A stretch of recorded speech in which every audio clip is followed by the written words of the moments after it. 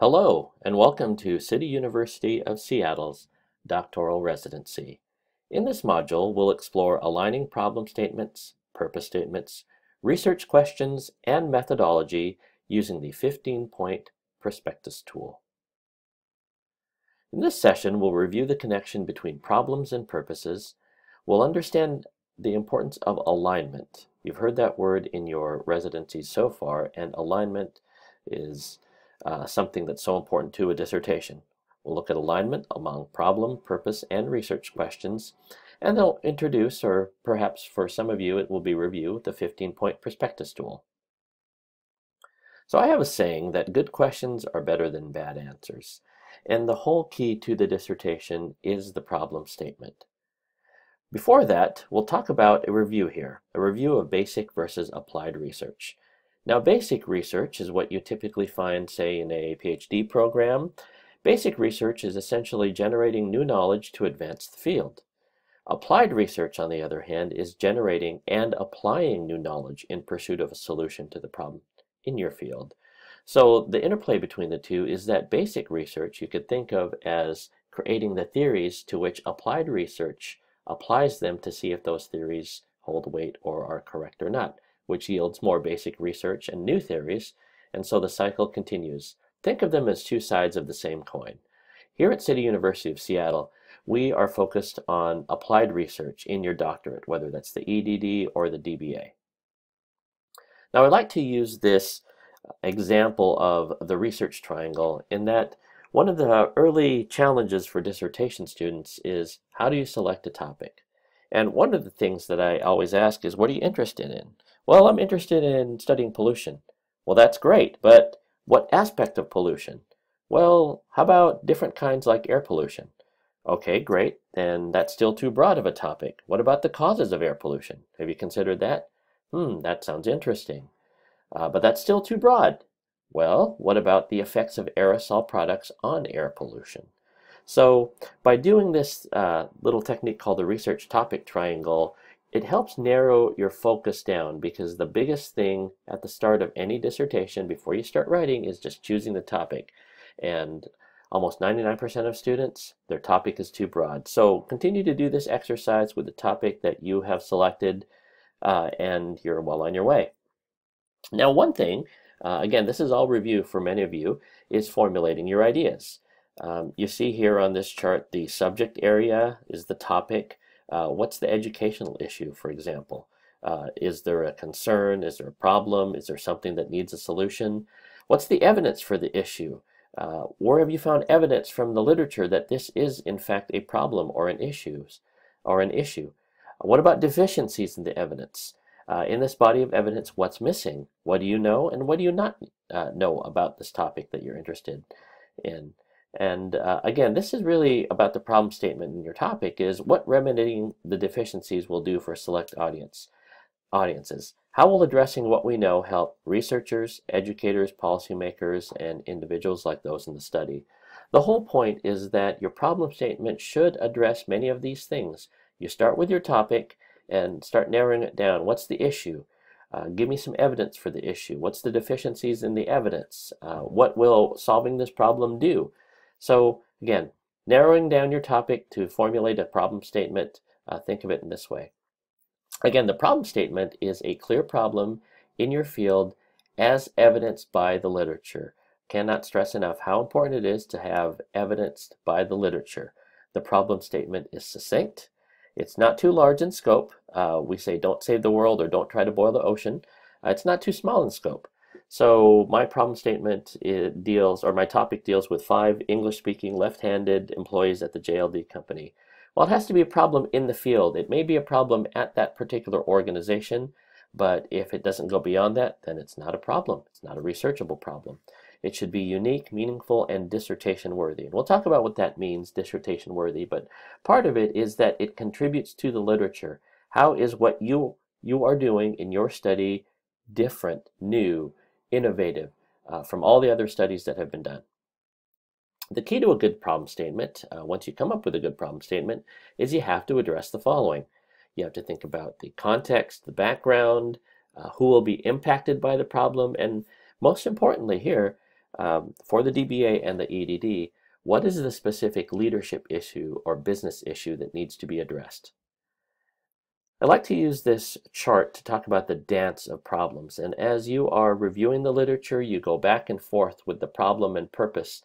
You go back to the literature on the right-hand side and you confirm, okay, that sounds interesting. Let's go look at the literature which reveals more problems. So as you go back and forth with the problem and looking at the literature, you'll start narrowing down your specific problem statement.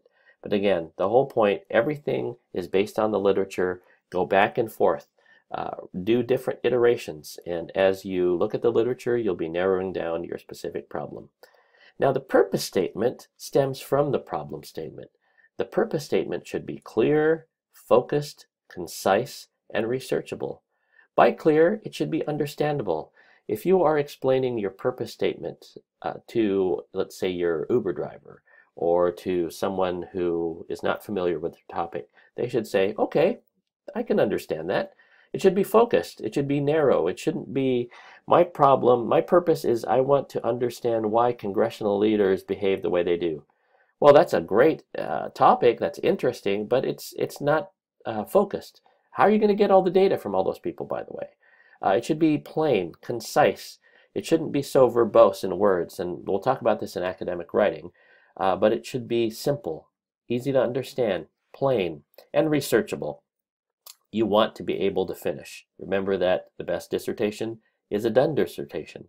So you want it to, you want to have your purpose statement able to finish. Now, the purpose statement stems from the problem statement. And what I've shared with many of you is this little framework, this template for how do the two link together between the problem and purpose. So the problem is, and remember there's a general problem and a specific problem where it happens. The problem is X. Okay. The purpose of this study or this research is to blank, is to put a verb there, in order to address whatever the problem is so that whatever group will benefit. So try this for your problem statement. Just throw some iterations down and say the problem is leaders at community college presidents in Washington State do not have enough time to make good decisions. The purpose of the study is to explore reactions to a stress test for community college presidents in order to address their level of stress during times of budget crisis so that their institutions will benefit. I just threw that together, as an example, but the whole point is that try this template. You can see how the problem is linked to the purpose. Now, the key here is the wording. If you're going to study something, be sure it links back to the problem and it mentions that problem. Okay, here's an example. The problem is that 5th grade students in the Tacoma School District are performing below the statewide standard on the math portion of the standardized state exam as evidenced by, so on and so forth. The purpose of this qualitative study is to assess the effectiveness of an alternative process to teach math to 5th graders in Tacoma and determine whether it is associated with increased performance on statewide standardized exams. Now this is subtle. It's not what you learn about the problem itself. You're not just revealing more information about the problem. Because this is an applied dissertation, the key is what you learn from the solution. That's what matters. Many times people say, well, the problem is we don't know if students are doing this, or we don't know if businesses do this, or we don't know enough in the research. The problem is there's little research. Well, that may be a fact, but that's not a problem. You're just revealing more information about the problem. The key to a dissertation, a problem-based dissertation, is what you learn from the solution. This leads to the research questions. So the research questions can be quantitative or they can be qualitative. Now mixed methods are both types together. In quantitative research, questions are built around hypotheses and variables. There's a hypothesis. There's a thing called a null hypothesis. In qualitative research, you're describing cases, the qualities of a case, a relationship. What are the qualities that are discovered? In mixed methods, you have both together. But remember, whatever method you choose, whichever direction you choose, the methods are driven by the problem. People often say, I want to do a qualitative study on faculty at online universities. Well, that's interesting, but what's the problem? Remember, you talk about the problem first before you talk about the purpose, before you talk about the methodology. Now, with the research questions, remember, what are they for? What questions will your study ask that relate to your problem? What will your research answer? The number one problem with research questions is that there's no way to answer them. They're too subjective. Be clear, objective, and to the point on how the questions will be answered. And as you work with your chair, you'll be narrowing down what the research question is as long as it aligns with your purpose and problem statement. Now remember, they guide the data collection process and again, link to the problem statement. Can't stress enough about the A word, alignment. Okay. Now in qualitative studies, your research question is not the interview question. So for example, if you have multiple questions that you want to ask in the research, you want to ask interview questions to reveal what those research questions are. For example, let's say you have 3 research questions and you have 9 interview questions. Now, what you ask of your participants, let's say questions 1 to 3, reveal aspects of research question 1. Questions 4 to 6, for example, on your interview questions, tell some data or give some light on research question 2, and so on and so forth. So you can have multiple interview questions for one research question. Here's an example. Why did the students cross the road? That's a little too broad. How many students crossed the road on July 25th, 2016? What were some of the environmental factors that occurred in Seattle, Washington in July 2016 that contributed to City residencies crossing Denny Way? So that's just an example of research that we explored last year at last year's residencies because there was a problem. The problem was that there's too much traffic in Seattle and there were too many pedestrians. So again, this is just an example, but you see, you want to make your research questions focused and have some sort of direction to it.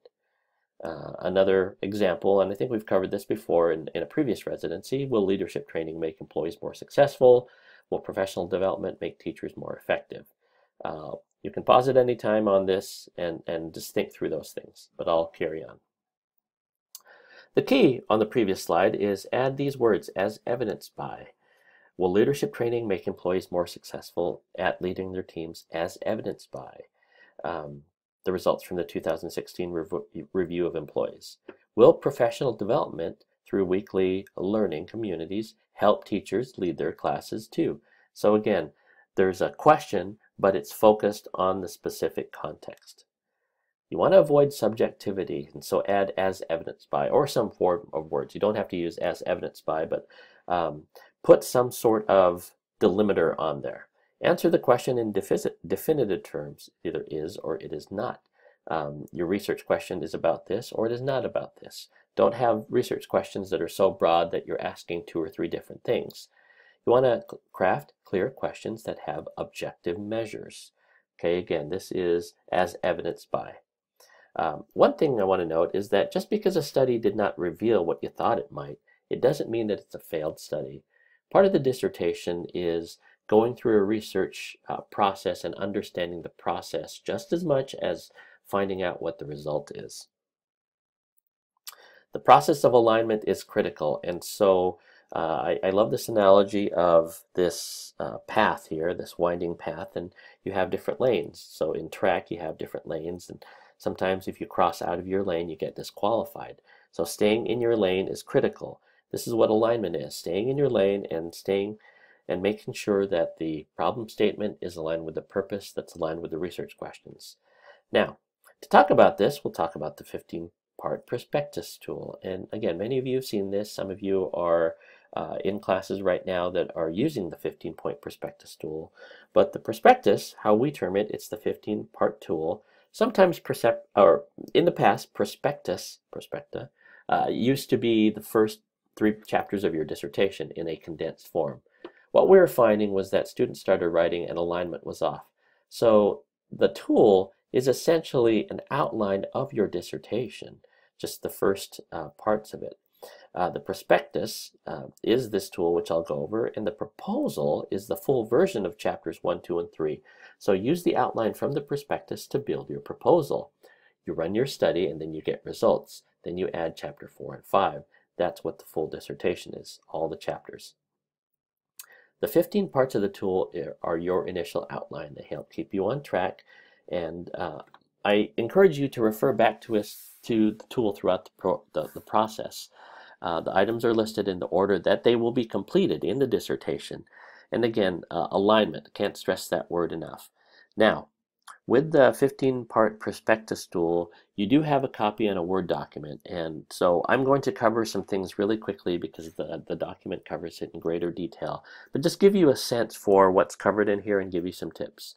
This is what the prospectus table looks like, and you'll see that there's 15 components, and what you want to do is go through each one by one, starting from the top to the bottom, and just put your response. What's the topic? My topic is marketing professionals in Seattle, or my topic is cultural intelligence of marketing professionals, or my topic is standardized assessments and implementation.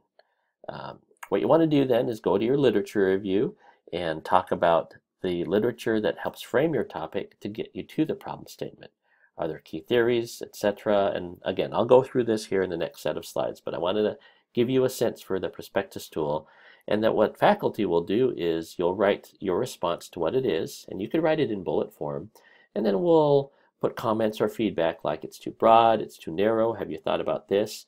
What I also do is I do track changes so you can see where you wrote specifically. Remember, language is key to this too, so you want to make sure your language is precise. Now, your topic, the first is the general dissertation topic. It should be no more than 2 or 3 sentences. Okay, if you have long paragraphs that describe your topic, that's too long. It should be something succinct. Your topic should be something that you can talk about at a party. So, hey, I understand you're doing your dissertation. Tell me about your topic. My topic is empowerment in a nonprofit organization. Interesting. Okay, let's go to literature review. The literature review, which we'll cover in another session, is specific to chapter 2. What you want to do in the literature review, at least here in the prospectus tool, is you want to list the background of the problem, the gap, and the need for the study. List out any theoretical foundations, key themes for each, and most importantly, summarize it. Synthesis and summaries of literature is going to be critical when you write your dissertation. So remember, in this outline, it's going to be the key points. Now, key theories also inform your literature review. What are some of the key seminal theories that you'll be advancing? Whose work will you advance by conducting your research? And what will be the theoretical or conceptual framework that'll guide your study? You want to put seminal authors. What type of theories do you think this topic is about? Is it about transformational leadership? Perhaps it's leader-member exchange, whether it's vertical marketing integration, whatever it is, key theories and the authors. Just note them, what they are. Now the problem statement, again, you put the problem is X. The general problem is this. The specific problem is this. That's all you have to put in your prospectus tool. In the outline, just put the problem is what? The general problem is this. The specific problem is this. It's not hard to find solutions once you understand the problem.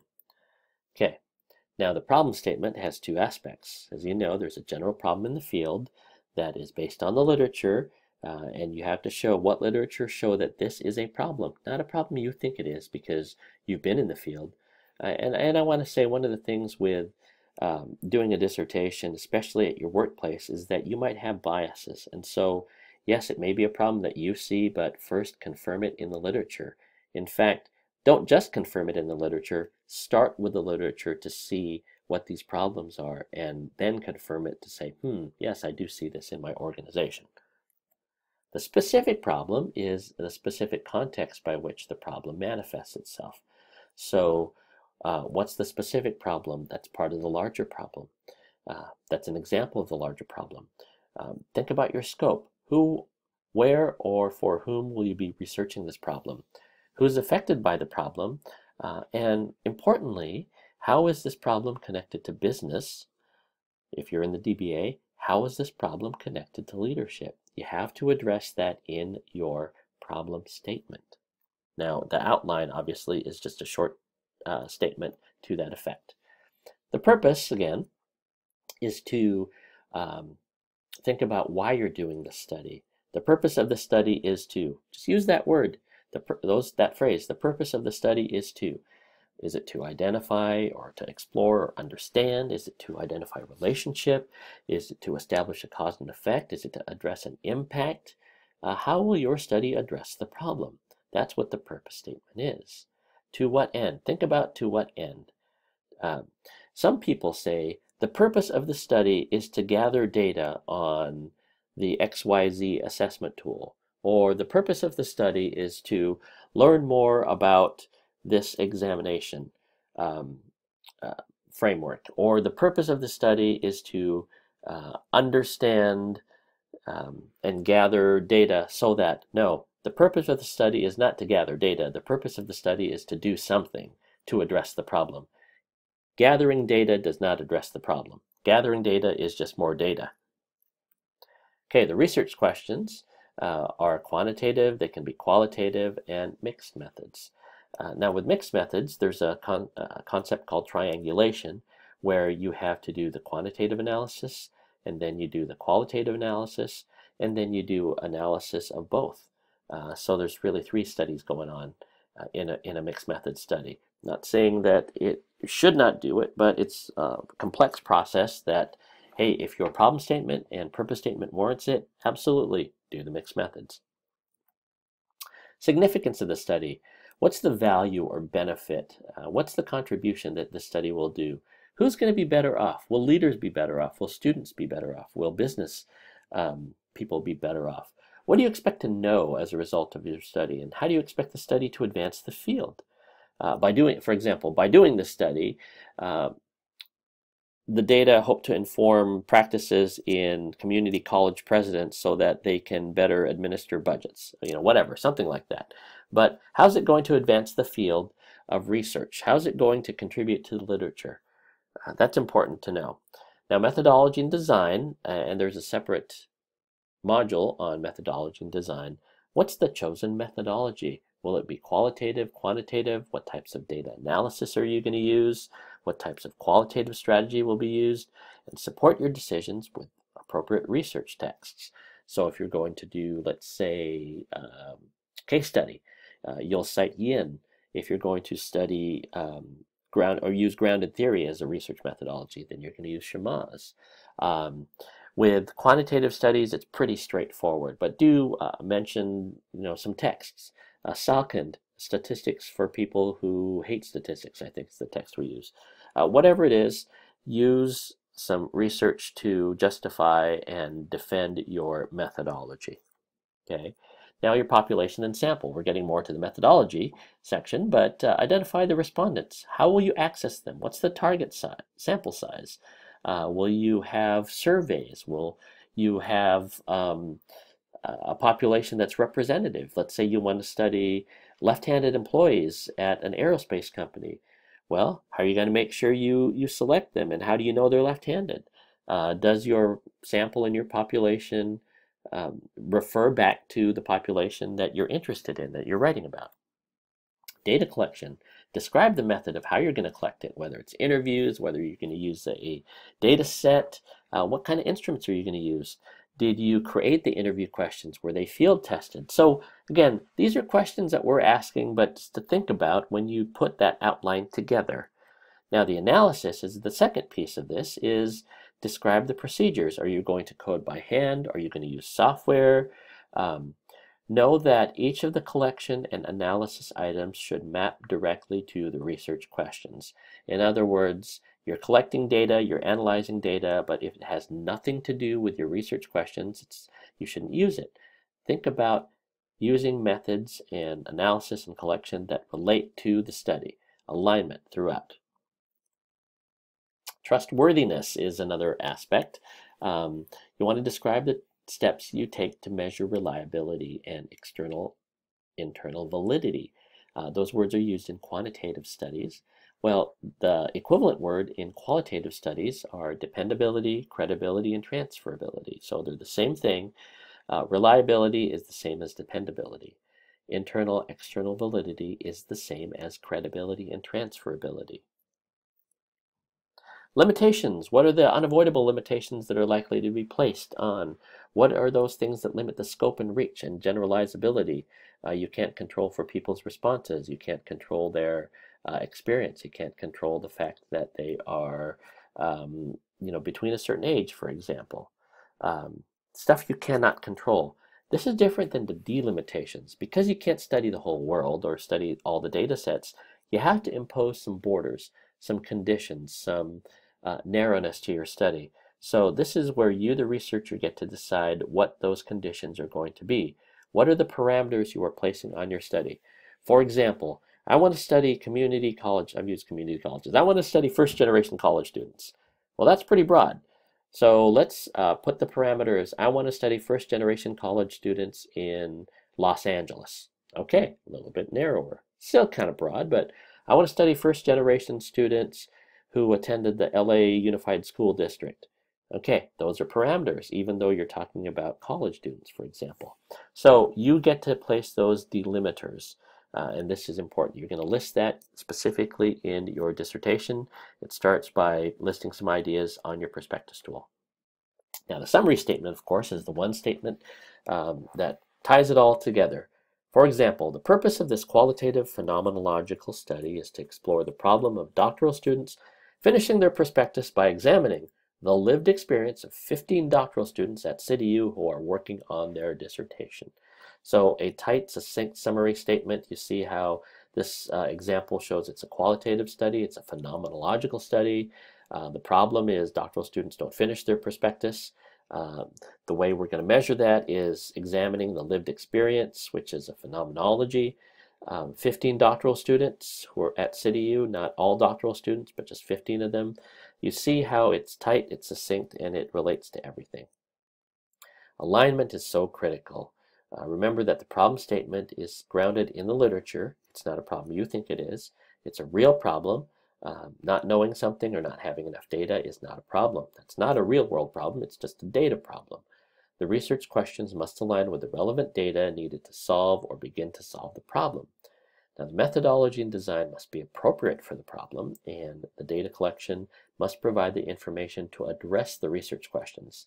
In other words, if you got great data and it has nothing to do with your research questions, it's not used. So think about how you collect it. If that happens in the case where you have data and it doesn't address the research questions, well, it means there's a problem with your research questions. So think about alignment. It's critical throughout your dissertation. You want to review the Prospectus tool, and I know I've covered it